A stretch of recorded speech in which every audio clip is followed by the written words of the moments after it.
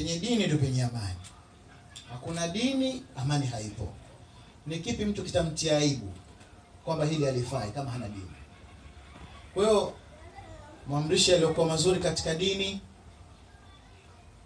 mambo ya ulimwengu tusiyakubali sana, kwa sababu ulimwengu hata tukiuchukua hatuwezi kuishi nao maisha yote.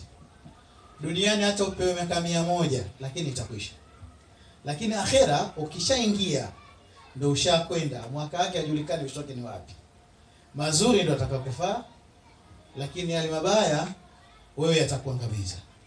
Lakini pia pale utakapomsimamia mke wako katika dini, maana yake umechukua kauli ya Allah ile ar-rijalu qawwamuna 'ala an-nisa. Pende sana mkeo, kwa nasaha za mzee wetu, wala kumfulia mkeo si dhambi, wala kumpikia mkeo sio dhambi, ila katika vitu vinavyoongeza mahaba kweli ni uko kuyafanya haya majambo pamoja.